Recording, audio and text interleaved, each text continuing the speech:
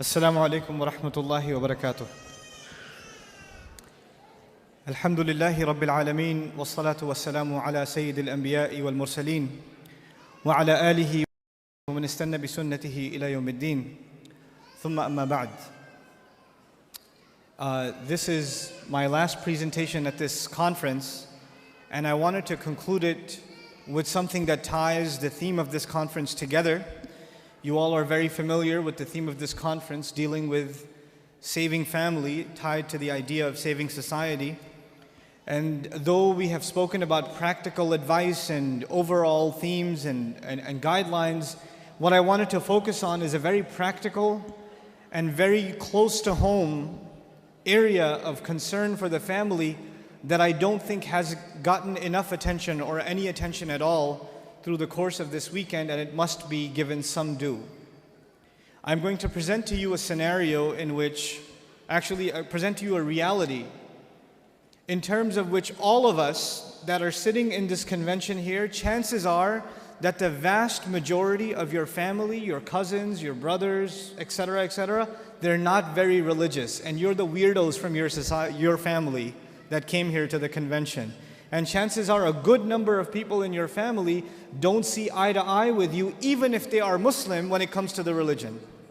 You are considered an extreme faction within your family. You are the object of ridicule during Eid. You are the people, the way you dress, the way you conduct your social gatherings, the way you show up at weddings, covered up and etc., you become the object of mocking and ridicule. And I want to bring some of this to attention. This happens to those of you that are raised in Muslim families, because even the vast majority of Muslims today, the vast majority of them are very far from the practice of the religion.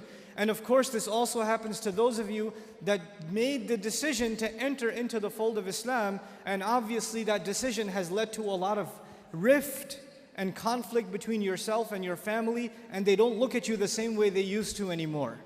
There's this distance between you and your family, and the cause of it happens to be Islam itself. Now, maybe you were such a person. Maybe you were a person that wasn't very religious at all, and you were living life like the rest of your extended family, but something came in your heart and you said, you know what, I'm going to take this guidance seriously. I don't know how it happened. Maybe Allah made it happen through some YouTube video, or it happened through some khutbah you heard, or a friend, or however it happened, but you decided to make a change for the better in your life. And when you start changing the behavior in your life, the first people to see a change in you will be your own family. They will notice it. They will notice that you're not the same anymore. You don't talk the same, you don't act the same, you don't go to the same places, you don't even have the same friends anymore. And this necessarily happens. When you take a turn towards Islam, necessarily you start losing friends, because your old friends used to do pretty bad things, and now you can't do those things with them anymore, so you suffer a loss of friends. And at the same time, your family starts saying, you're acting a little too weird. And for the young man, the family might even say, what's that thing on your face? You forgot to shave? What happened to you? And the girl starts wearing hijab, and the family might even be in shock. And this is a Muslim family, mind you. They'll say, take that thing off your head. You're going to go out to the wedding looking like that? I can't sit in the car with you like that. What do you think we are? All of a sudden, you're the Islamic role model? Who died and made you sheikh? That all of a sudden we should be looking up to you. Remember what you were like last year, man? You were the party animal. Now you're going to go make salah? Yeah, seriously, please. We know what you're really like. In other words, not only have you lost your friends, from your family you get the nastiest kinds of sarcasm and criticism. All the time. Every chance they get, they say something to you. They say something about your beard. They say something about your habits of making salah. They say something about you going to the ICNA convention. They say something about putting your children in Islamic school. They say something about sending your children to Sunday school, or you getting up for Fajr or Isha and going to the masjid. They'll have some comments for you, and those comments hurt. They burn pretty good. This happens to young men in the audience, where their parents start telling them to stop hanging out with their other Muslim friends. Don't go to the masjid, don't waste your time. I wallahi myself know of stories where the father found out that in between classes, The son used to, because his classes were 3-4 hours apart, in between classes he used to go to the masjid to pray dhuhr and just study at the masjid. Instead of studying at the library where there's plenty of things to look at, might as well go make salah and pray in the masjid. I'll be safer that way. Dad finds out. You're becoming an extremist, son. I'm going to take you away because I don't want you to get influenced by this extremism. And what is the extremism in the eye of the father? That the boy is making salah in the masjid. That's extremism for him. Subhanallah. Muslims themselves, you think non-Muslims are averse to Islam? Have you seen what Muslim families are doing to their own? What parents are doing to their children? I know of cases myself where parents said, we will not pay your college tuition. We will not look for a wedding made for you until you take that hijab off. We will not do it. We do not accept you as our daughter until you take that thing off. We will not show our face in public with you. You can't go with us anywhere. This is the mother telling. And you know what they'll say? What's amazing about that? They'll make you feel bad about yourself. They'll tell you, what kind of daughter are you? You should be ashamed of yourself. You're embarrassing your parents. We're Muslim, but we're not Muslim. We're not those kind of Muslims. That's not how we do things in our family. That's what they'll say. Our family is different. We don't do things like that in our family. That's those masjid people. Don't be like those masjid people. That's what they'll say. And you know what's amazing about that? If you look at a portrait of your great-grandparents from back in the day, good old great-grandpa's got a big old beard and you can't even see grandma's face. So who's being true to the family and who's an embarrassment to the family? See, this is Muslim families today. And you're in the midst of all of this. And you know what happens? Because you've made a decision to turn towards Islam, if an enemy of Islam came to you and said, abandon your religion, you would say, oh yeah? I'm going to be even more committed. You would become energized in your zeal for the religion when the enemy attacks Islam. We'd get even more fired up. Muslims get fired up in the craziest of ways. Somebody draws a cartoon about the Messenger ﷺ, and Muslims go crazy and they'll burn some other guy's car up or break somebody else's because they're really angry. But we get fired up when something happens, something questions the dignity of our religion, even if it makes sense or doesn't make sense. But when your own family comes and says, look, I love you, I'm worried about you, I don't want you to become this way. This is the way of the people who fail out of college, who don't have a career, who have miserable lives. I don't want you to fall into this extreme. Somebody is putting you under their influence. You need to get away from them. I'm worried, genuinely worried about you. And there are parents like that in this audience, actually probably not in this audience, but their children are, and their parents are actually home worrying, what are they learning at the ICNA convention? There are a lot of kids like that here too. And your parents are calling, why did you have to go to this place? The next thing that's going to be there is the FBI is going to knock down your door because you came to the ICNA convention. They're paranoid. They see stuff on TV and they become paranoid. And you're in the middle of all of this. And it becomes hard to hold on to your religion in the middle of all of this. It becomes hard. Because it's not the enemy of Islam that's pulling you away. Who's pulling you away? Your own family, your own parents, your own husband, your own wife, your own brother, your own cousins, your own in-laws. They're the ones pulling you away. So how do you deal with that? The most inappropriate response to this pressure is anger. And you know what? That is the most common response too. Your parents start yelling at you for growing the beard, and you're a young, hot-blooded guy. What do? Oh yeah? It's the sunnah. You can't tell me what to do. You're following culture, and I'm trying to follow Islam, and you slam the door in their face. Way to go. Because that's what Allah wants you to do, yell back at your parents. And they're talking about your beard. What was Ibrahim's father talking about, alayhi salam? Was he talking about something small or something big? Go make sajda to idols, boy. And does he lose his cool? Does he get angry? We have to learn how to be with our parents. Even when they call you away from deen, it doesn't matter if they're Muslim or not. وَإِن جَاهَدَاكَ عَلَىٰ أَن تُشْرِكَ بِمَا لَيْسَ لَكَ بِهِ عِلْمٍ فَلَا تُطِعْهُمَا وَصَاحِبْهُمَا فِي الدُّنْيَا مَعْرُوفًا. Allah Azza wa Jal tells us, if they struggle against you to make you follow what they themselves have no knowledge of, don't obey them while at the same time accompanying them in the most dignified fashion. Obeying them is separate, respecting them is separate. Just because you didn't obey them for the sake of Allah when it came to matters of halal and haram, or when it came to matter of iman and shirk or kufr, just because you didn't obey them does not give you the right to get angry at them. You can't. You have to maintain family relations. A lot of families have been broken because one side feels that they are religious and the other is too liberal, and the religious side gets angry and they don't want to deal with the liberal element in their family. You have to learn to be patient with every family. You have to learn to be patient.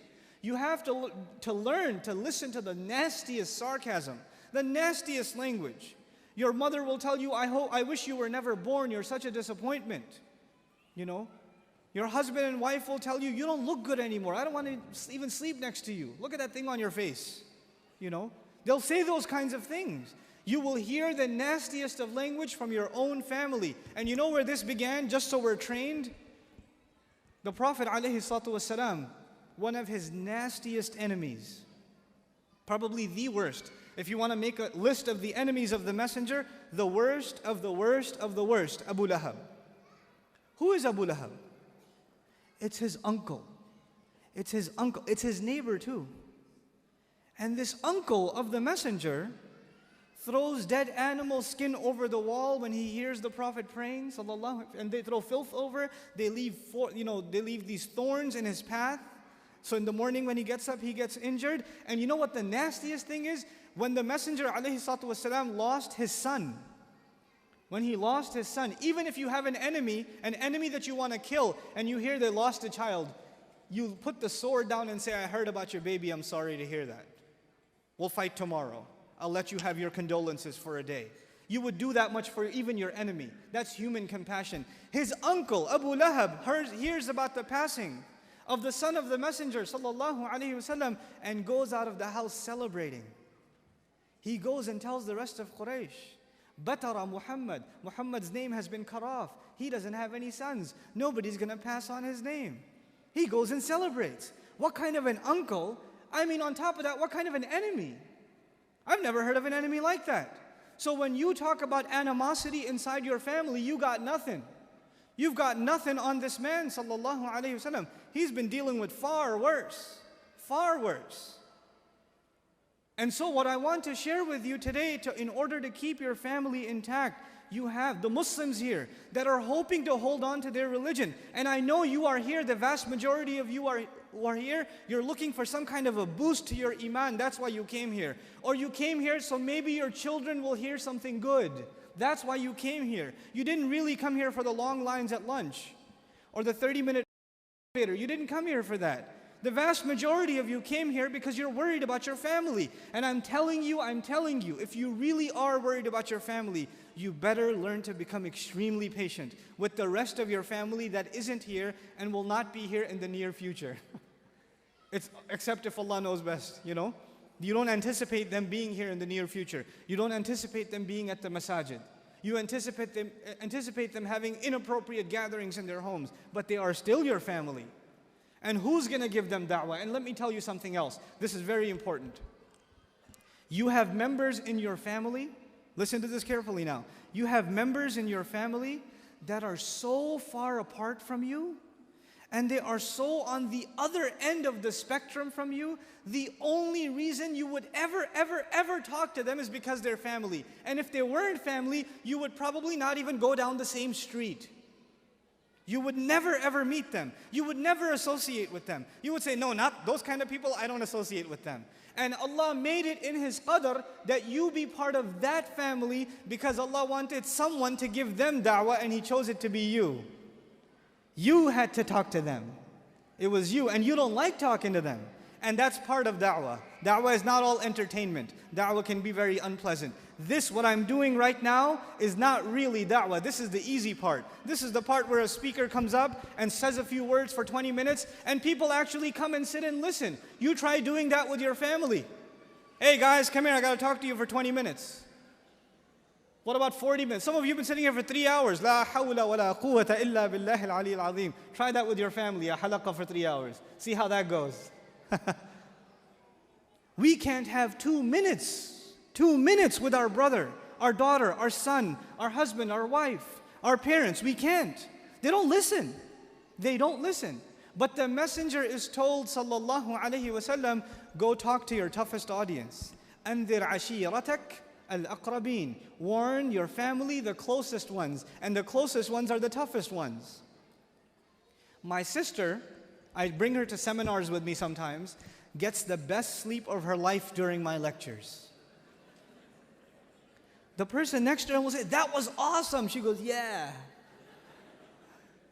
There's something about family. You just don't hear it. You just don't want to hear it. But I am telling you, if it's not your words, because naturally we don't take the words of our family seriously. Oh, you're just a kid, what are you going to tell me? You're my nephew, how are you going to give me advice? The father of Ibrahim alayhi salam says, you're my kid, you're going to tell me what to do? It's very difficult to listen to your child about religious advice. It's very difficult. You know, your ego gets in your way, and also just your assumptions. How will a kid know more than me? You know, I know who you are. You don't know better than me. That's the assumption.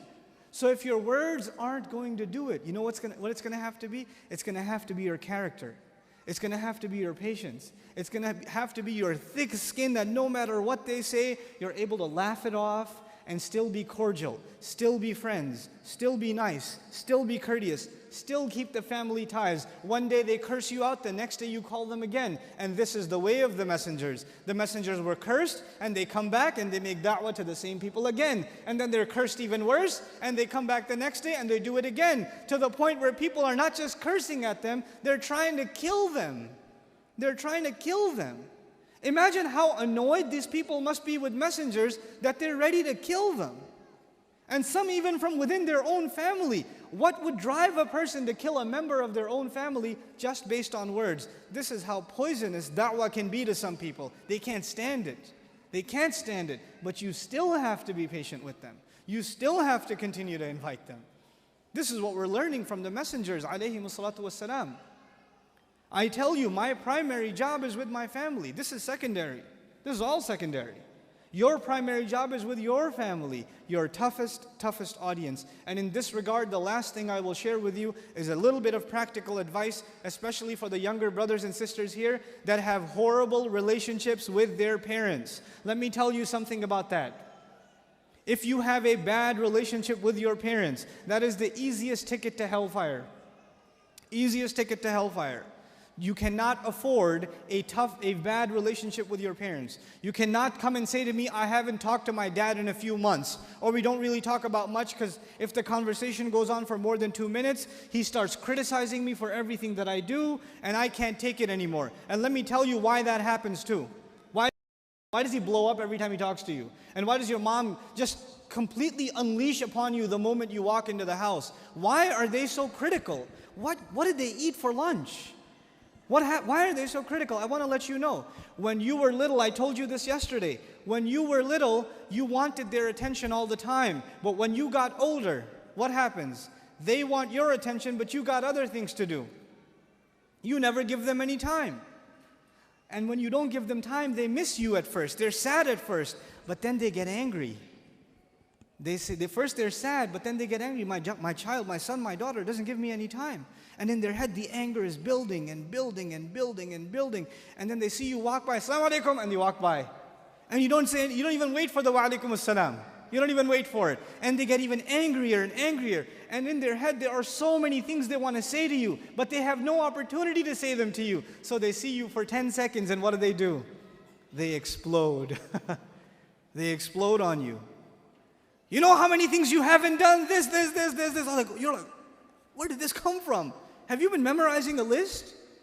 How does this is not spontaneous. You must be building this in your mind for a while. And yes, they have been. And you could have avoided all of that just by calling them every day. Just by spending 5 minutes with them every day. Just by saying, how are you doing? This is what I did today. They don't have to control your life. They just want to know what you're doing. This is where I'm going. This is what I did. This is what I'm going to do. You know, this was good, this was bad. And they might have input about it that you may or may not like, but listen to it anyway. It's okay. Listen to them. Give them time. And don't make them feel like they're useless. Don't make them feel like, yeah, sure, okay, I gotta go. Not like that. Make them feel important. You have to be the best to them. وَقُلْ لَهُمَا قَوْلًا كَرِيمًا. Speak to them with noble speech. respectful speech. That's how you should be with your parents. But to kill that rift, the other practical piece of advice that I wanted to give you, not just giving time to your parents or your spouse, but the additional thing that I wanted to say to you is do stuff for them. Do things for them. The more religious they see you become, they notice that you're more cut apart from the family. And they start blaming what for you being cut apart? Not you, but the religion. The more religious you become, the more of service you should be. You should do the groceries even more. You should mow the lawn before they ask. You should vacuum before they ask. You should buy your mother flowers spontaneously. You should do more and more and more for the family the more you turn to the religion, so that they see that this Islam has made my son a better son. This Islam has made my daughter, a better husband, a better wife, a better brother, a better sister, a better neighbor. Islam made them a better person. And I could see it. But the exact opposite is what is going on now. The more religious you get, the more confrontational you get, the more debates you get into, the more arguments you get into. That's the exact opposite effect. Because they will not blame you. They will blame Islam. And when you call them to it, they say, I don't want to be like you. I don't want to be like you. You're nasty. You're mean all the time. And it's probably because you're religious. So I want nothing to do with the religion. Who turned them away from the deen is your own behavior. Your own behavior. All of you sitting in this audience today have an obligation to change your behavior towards your family, to be better than you were yesterday. You have an obligation to do so. You have an obligation to do so, because this is the means by which we save our family. This is my last comment. I promise I'm done. Why should we make this kind of effort? Why bother to grow the thick skin? Why bother to put up with all of these insults and still be connected with our family and try to give them da'wah in the softest way possible? Why should we even bother? Listen to me. Even if you have a brother that you had a fight with, that you had some dispute about inheritance or whatever else, and you don't like talking to him, if you hear he got diagnosed with cancer, you'll call. If you hear he got into a car accident, you will call. You'll forget all of the fights of the past and you'll call anyway. You'll show up to the ER anyway, because blood is blood. Blood is blood. I have 10 minutes or 3 minutes? Okay, that's perfect. Okay, now tell me, when we don't give our family da'wah, we have become content with them heading towards destruction. You know the famous ayah, it's quoted all the time. In this seminar, I bet you at least 24 times this ayah was mentioned. Ya ayyuhal ladhina amanu, qu anfusakum wa ahlikum nara. Those of you who claim to believe, save yourselves and your families from hellfire. But Allah didn't stop there. First you hear that, you say, yeah, I really should make an effort to save my family from the hellfire, because that's pretty serious. But then you lose motivation. So Allah motivates you again. Same ayah. He says, وَقُودُهَا النَّاسُ وَالْحِجَارَةِ. Its fuel, it is fueled by people and stones. Another description of fire. You read that and you say, I better get serious about da'wah to my family again. But then you get rusty after a while. You come back to the ayah, it warns you again. عَلَيْهَا مَلَائِكَةٌ غِلَاظٌ شِدَادٌ. Upon that hellfire are severe guards, angels, that are very tough and very intense in how they execute the punishment.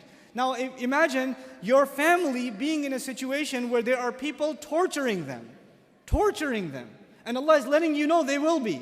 And they will not back off, and they will not care about the crying or the screaming. لا يعصون الله ما أمرهم. They do not disobey Allah in whatever Allah commanded them. Allah commanded them to torture, and they will torture. And the ayah is not about the kuffar, it's about your family. If you care about your family, you will never get lazy about da'wah to them. You will always be thinking, how can I get something across to them? If this didn't work, that might work. If that didn't work, that might work. If that didn't work, something else might work. You're trying to get something through to them. And if it's not your speech, it may be something else. You know, I have family that told me, Nouman, I know some people listen to you, but I don't. And no matter what you say, you're wrong, so don't bother. Right? Family will tell you that. And I'll say, okay. And I'll put somebody else's CD on in the car. They might listen to something from someone else. So if one thing doesn't work, you try something else. It doesn't have to be, well, I already gave them da'wah, it didn't work. That's not exactly what we learned from Nuh alayhi salam, is it? That's not exactly what we learned from Muhammad sallallahu alayhi wasallam, is it? That I let them know, there's an akhirah, they didn't believe. I went up and made the announcement, and I told them that they're going to be brought back to life, and they laughed it off and they left. I guess I should just go to Taif now. It doesn't work that way. It does not work that way. You cannot give up on your family. You have to take that responsibility. You have to learn the religion properly so you can communicate it properly. And again, the best way to communicate your da'wah to your family is you become the reason for which the family remains united. You are the source of counsel and help. You are there no matter what. No matter how bad they are to you, you are still the best to them. Because you're not the best to them, because it's not tit for tat. You're not doing it for them. You're doing it for Allah. You're not expecting back from them. May Allah make us of those who are the best families. May Allah make us of those who are able to effectively carry da'wah to their families. May Allah make us of those who are able to soften, that through their words and sincerity, Allah softens the hearts of their families that have become hard and have become tough. You know, like one of my good friends, very close friends, his mom was father is Muslim, mom is non-Muslim, and she's been non-Muslim for 22 years, and she took Shahada 2 months ago. He's been doing da'wah for 22 years to his mother, and she took Shahada 2 months ago. Take that as inspiration, inshallah ta'ala. May Allah Azza wa Jal protect all of us and our families from the hellfire. Barakallahu li wa lakum fil Qur'an al-Hakim, wa nafa'ni wa iyyakum bil ayat wa dhikr al-Hakim. Assalamu alaikum wa rahmatullah.